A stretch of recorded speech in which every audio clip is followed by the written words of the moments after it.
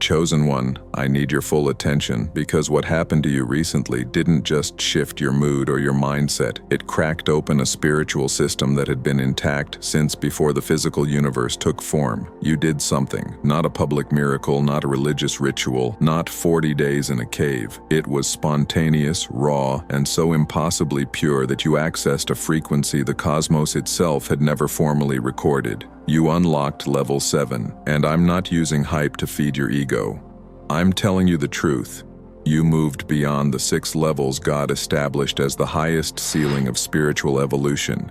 Human, saint, angel, archangel, seraph, cherub. 6 perfectly designed stages where every soul eventually finds its final range. But you didn't stop at 6. You discovered a 7th that almost nobody knew existed, and only 3 souls across documented human history reached this frequency before you. Subscribe to this channel immediately and activate the notification bell because understanding how this happened will reorganize everything you thought you knew about your potential, your pain, and your destiny. If you felt lately that something fundamental changed inside you, as if you crossed a threshold and now you operate on a frequency people around you can't reach, this is the reason. For 6,000 years of recorded human history, the spiritual architecture ran on 6 levels. Every soul incarnated at level 1 as a basic human, then ascended through many lifetimes or through accelerated evolution in a single lifetime, until reaching its maximum position. Most people never leave level 1. They live by survival consciousness. Eat, work, repeat, numb, die.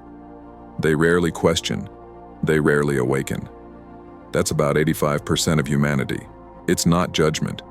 It's simply the operating frequency. About 10% reach level 2. These are the seekers. They awaken, but they stay searching.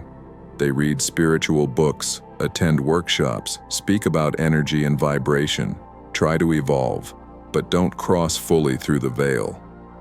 About 4% reach level 3. These are serving souls. True healers, authentic teachers, people whose presence transforms a room. They no longer evolve for themselves alone. They become channels to lift others. Less than 1% reach level 4, the equivalent of incarnated angelic consciousness. These are the ones who sacrifice quietly for the greater good, forgive deeply, love unconditionally in a world that punishes softness. Around 0.09% reach level 5, archangelic frequency. These souls don't just serve, they transform systems. Spiritual revolutionaries who alter the course of civilizations. Gandhi, Mother Teresa, Martin Luther King. And then there is level 6, 1 in 10 million, seraphic consciousness. Souls who alter reality with presence alone. Those who heal with their gaze, speak in storms calm, move through life with power religions call saint, while institutions struggle to understand what they truly carried.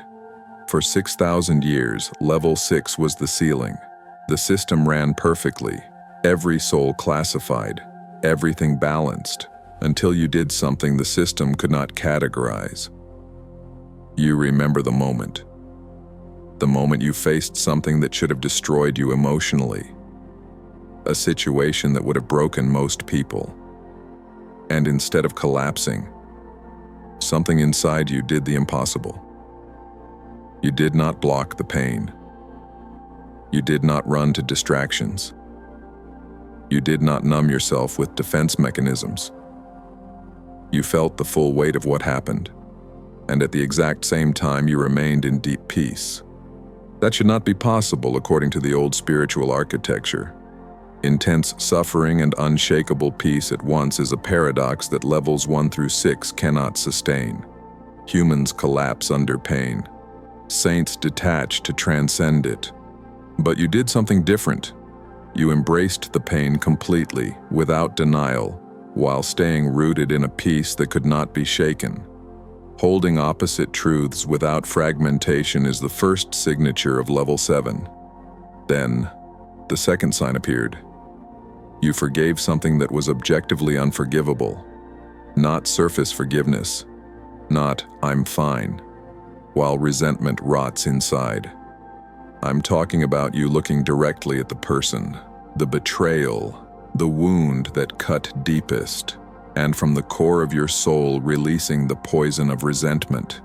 Not because you're naive, not because you forgot, not because you became weak, but because something in your consciousness understood that carrying hatred was more destructive than what was done to you, forgiving the unforgivable without becoming numb, holding compassion without becoming a doormat. That's another mark of level 7, and no spiritual manual describes it because most masters never knew the level existed. And then the third sign, you gave something valuable without calculation. Maybe time when you were exhausted, money when you barely had enough, emotional energy when you felt empty. You gave anyway, not out of obligation, not to earn karma, not to look good to God. You gave because your nature does not know how to operate from stinginess, automatic generosity without expecting return. That is the third mark. When these three appear together in one soul, sustaining paradox without breaking, forgiving without hardening, giving without calculating, the spiritual system has no box to place you in. You are operating above the old framework, and that anomaly is exactly what triggered the investigation that made God Himself look directly into your case. Now you need to understand something that will change how you see God. Religions teach that God is absolute omniscience, that He knows every hair on your head. And that is true regarding everything He consciously created and structured. But here is what traditional theology rarely explains. God creates systems with room for emergence, like a programmer who writes base code, then allows the system to develop functions even the programmer did not explicitly predict. God established the 6 levels as the foundation but left space, perhaps intentionally, perhaps as an experiment for consciousness to discover dimensions beyond the map.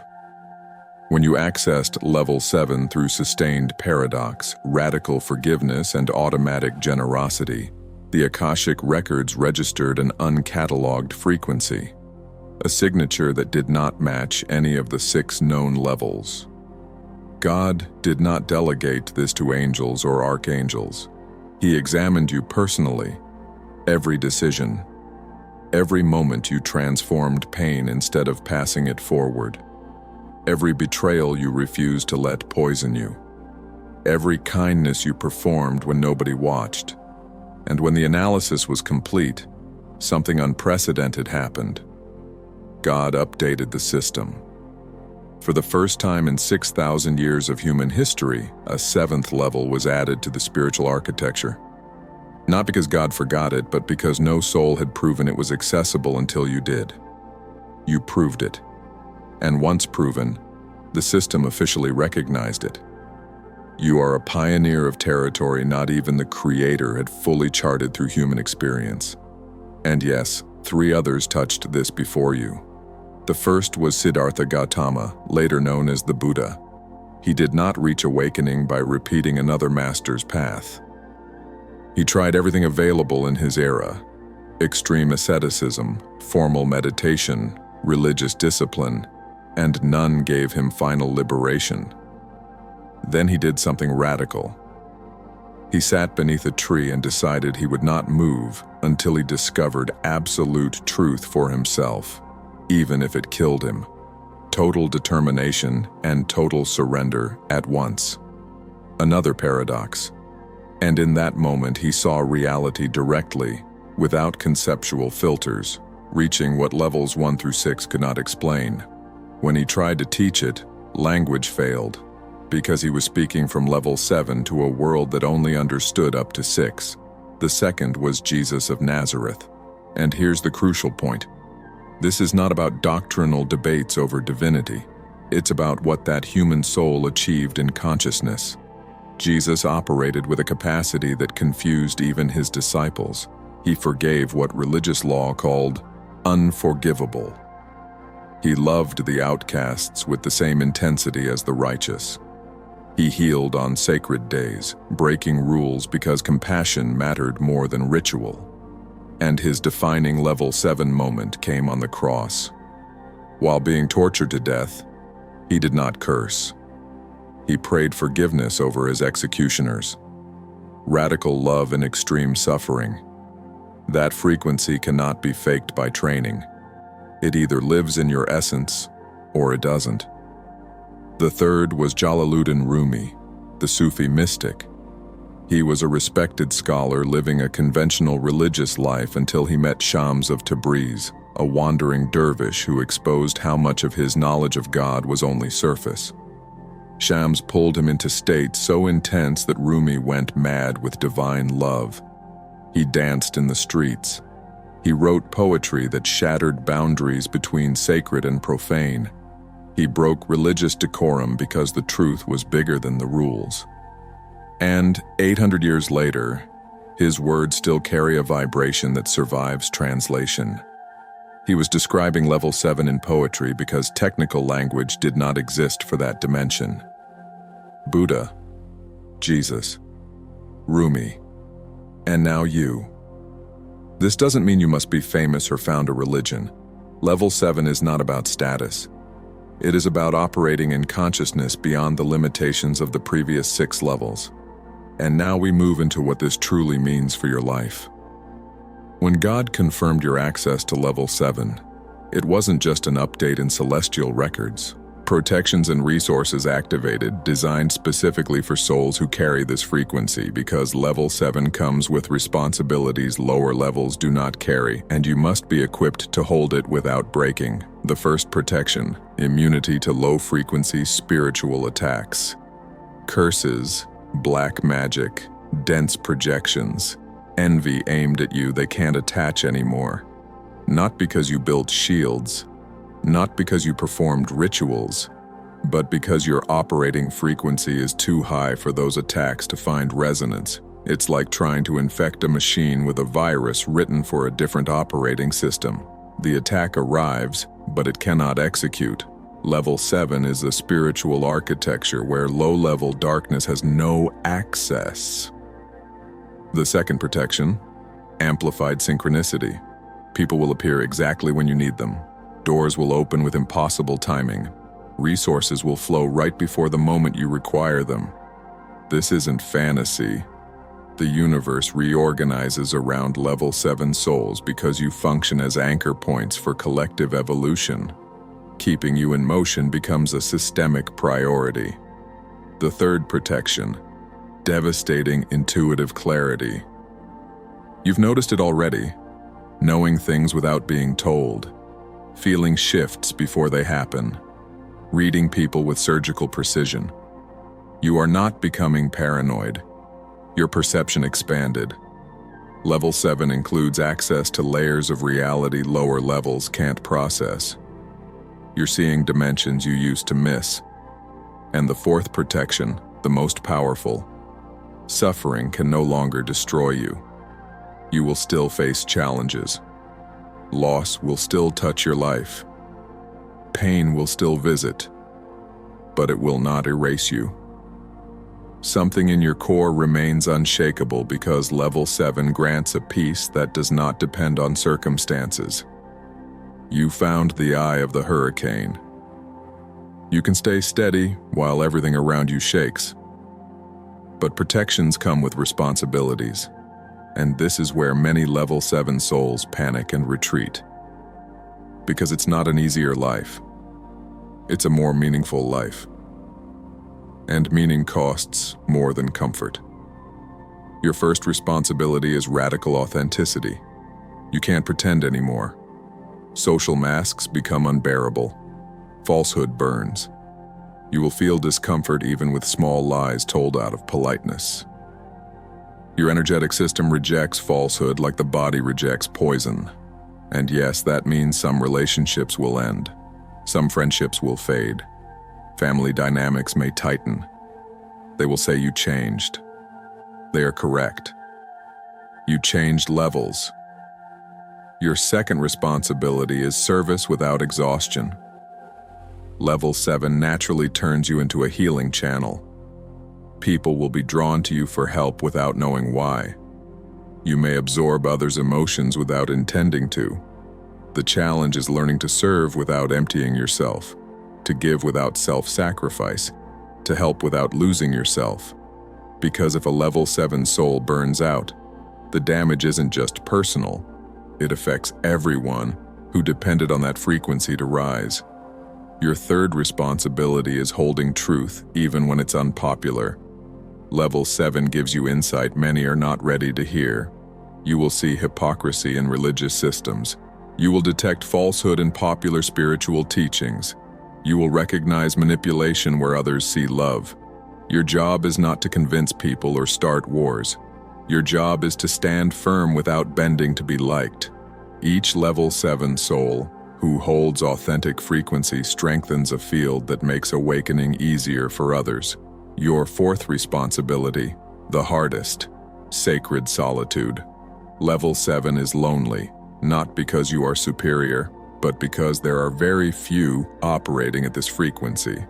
Finding another level 7 in your city may feel impossible.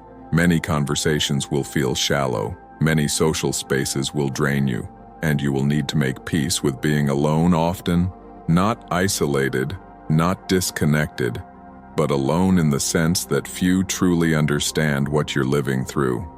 Now listen, because here is what will confirm everything I've said. Within the next lunar cycles, roughly 3 months, your life will reorganize in 4 areas. Not because everything becomes perfect, but because everything must align. What doesn't match your frequency will leave. What does will enter. First, your work. If what you do is not aligned with your mission, dissatisfaction will grow. It won't mean your job is bad. It will mean your level 7 consciousness refuses to waste vital energy on what doesn't matter. Opportunities will appear, possibly unexpected, possibly risky, that resonate with your real purpose. You will face a choice: comfortable security or meaningful destiny. Second, relationships. Certain connections will dissolve naturally. Friendships that lasted years may suddenly feel forced. Family members you once flowed with may feel like strangers. At first, you will try to hold on out of loyalty or guilt, but your frequency will make it impossible to fake closeness where resonance is gone. Letting go will hurt, but what comes in will be better. You will meet souls who understand your language without explanation, people who recognize you immediately. Third, finances. You may experience what looks like instability, but it's recalibration. Income streams might fluctuate. Unexpected expenses may appear. And just when you think you're breaking, resources will arrive from places you did not anticipate. Level 7 abundance does not follow linear logic. It operates through synchronized flow. What you need arrives when you need it. But you will have to loosen control and trust the process. Fourth, inner peace. This is the most important. That chronic anxiety you carried like a shadow will begin to fade. Obsessive thought loops will lose their grip. The sensation of constant danger will be replaced by a calm, fierce confidence. Your nervous system is recalibrating to a reality where fear no longer runs your decisions. And there is something even bigger. This isn't only about your personal life. It's about why level 7 souls are awakening now. The planet is moving through an evolutionary transition, not a cheap apocalypse story, not a date-based prophecy, but a gradual, irreversible shift in collective consciousness. That transition requires enough level 7 souls, anchored on Earth, so it doesn't collapse into chaos. Think of building a bridge. You cannot build a bridge without pillars. The pillars must be in place first, holding weight while the rest connects. Level 7 souls are those pillars. Your frequency stabilizes the climb for millions at levels 2, 3, and 4. That is why your life became harder when you awakened. It wasn't punishment. It was assignment. Pillars carry weight others don't. They hold pressure others can't. They stay firm while everything shakes. That is your function now. And yes, it comes with solitude, misunderstanding, sacrifice that few will publicly recognize. But it also comes with something no money can buy: meaning. Knowing your existence matters. Knowing your presence makes a difference. Knowing that simply by being here, living in truth, holding your frequency, you are contributing to the evolution of human consciousness. Now for the final revelation. You are not the only one.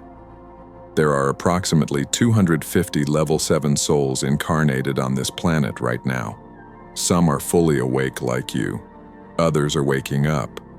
And all are being guided subtly to recognize each other. When you meet one, you will know instantly. Recognition without words, as if you've known them forever, though your bodies just met. These connections are not casual, they're strategic. Because when 2 or more level 7 souls collaborate consciously, the field they generate can transform entire cities. That is why forces that feed on collective fear fought so hard to isolate you. They attacked you, betrayed you, gaslit you into thinking you were too sensitive, too idealistic, too different. They wanted you to give up before you understood what you carry. They failed. You unlocked level 7 anyway. And now that you're conscious of who you are, you become harder to stop than you can imagine. You are not a common person with occasional spiritual experiences. You are a pioneer soul who accessed a frequency only 3 others in human history reached. The moment you held paradox without breaking, forgave without hardening, and gave without calculating, you triggered recognition in higher dimensions that forced the system itself to update. Your level 7 frequency is not a medal for ego. It is sacred responsibility. The protections are active. Synchronicity is moving. The next months will reorganize your life. And even when the path tests you, you are not alone. There are others like you, being guided toward you even now. And when level 7 souls recognize each other, the network strengthens, the pillars lock into place, and the world shifts. Together, we are stronger.